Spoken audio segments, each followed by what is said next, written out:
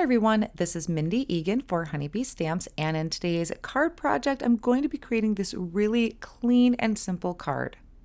I'm going to be using the On the Farm layering die set, and in the packaging, you get examples on how these pieces layer together. Now, I did speed up the video a little bit because I'm going to be doing quite a bit of die cutting right now.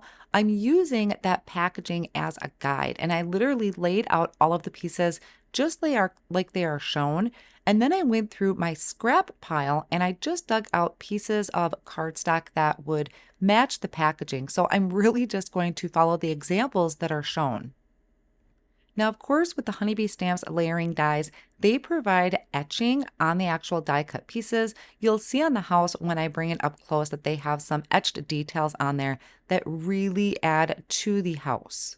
Now, to be honest, I really wasn't sure what kind of card I was going to create. I just knew that I wanted to play with these houses, and I really love how they came together. I love the colors, but of course, you can change up your colors. You can have a white house or a dark blue house. You can customize this to fit maybe the colors of your house or maybe a friend's house if they just recently moved. Now, in this particular set, it does create houses and different structures to create a farm.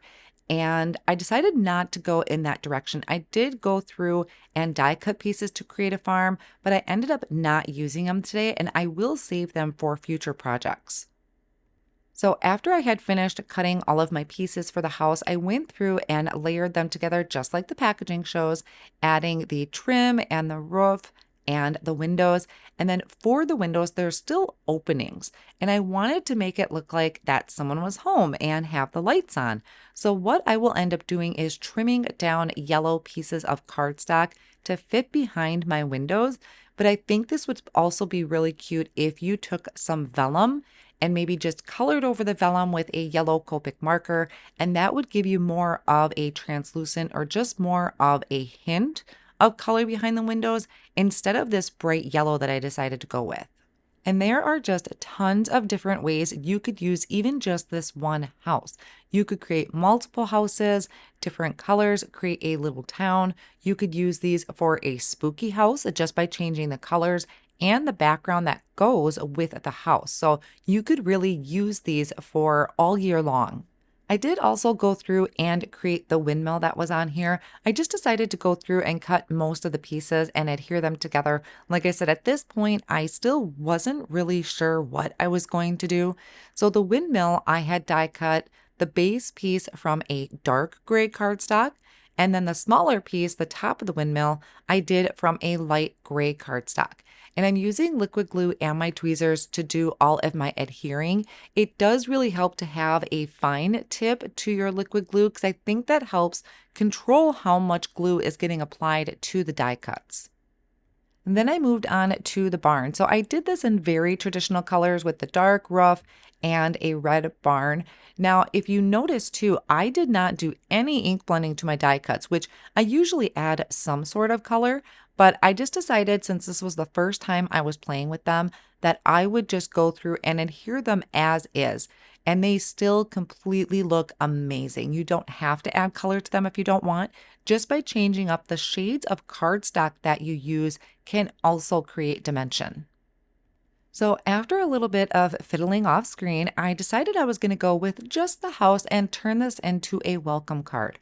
So I'm using the rectangles, stackables to create a frame. I took a pretty small one and I'm lining it up in the center of a white piece of cardstock. This cardstock measures 4¼ by 5½, and I'm adding some tape to hold my rectangle down, and then I'm going to run that through the die cut machine. Now I also have a piece of white cardstock here cut to that 4¼ by 5½, and I lined up the frame so I knew exactly where my window would be. And I'm taking dried Marigold Distress Oxide ink and a blending brush and just lightly adding a hue of color to that background. Now I can bring my frame in and just kind of get an idea if I have enough ink in the right place, if I need to add a little bit more, but I was really happy with this, so I set that on the side. I'm taking my frame and I'm going to add some foam tape behind it to pop this up a little bit. Then I'll remove the backing on that foam tape and attach this over the front of my cardstock. Now, if you have a slick surface like I do, a glass mat, I would suggest maybe securing that bottom piece of cardstock down to your surface with maybe some tape so it doesn't slide all over the place when you're trying to line your frame up. So now I can start adding my scene together. And like I said, this is a really clean and simple scene. I know I've seen examples of die cuts or the layering die cuts where they have these beautiful laid out scenes and they are really gorgeous, but sometimes they intimidate me.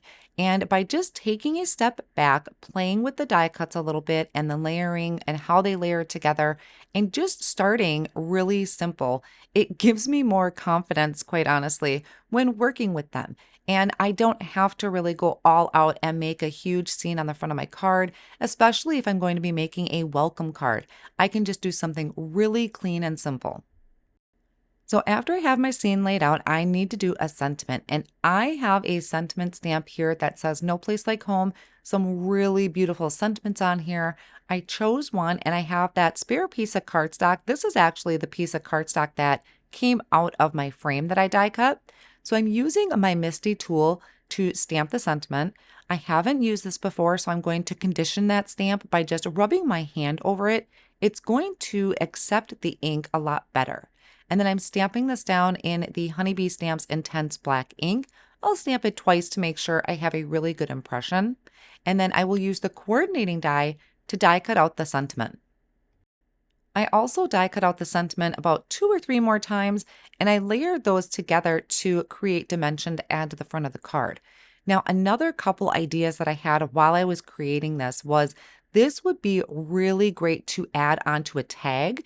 If you're giving a package, maybe you're bringing over some food or a bottle of wine to somebody who just moved into the neighborhood or bought a new home. This set, even just using something as simple as the house and trees, would be really great to add to a tag and give as a gift. So I just went through and added liquid glue to the back of my sentiment and added that right underneath the center of my house. And that's it. I hope you enjoyed today's clean and simple card project. I want to thank you so much for joining me.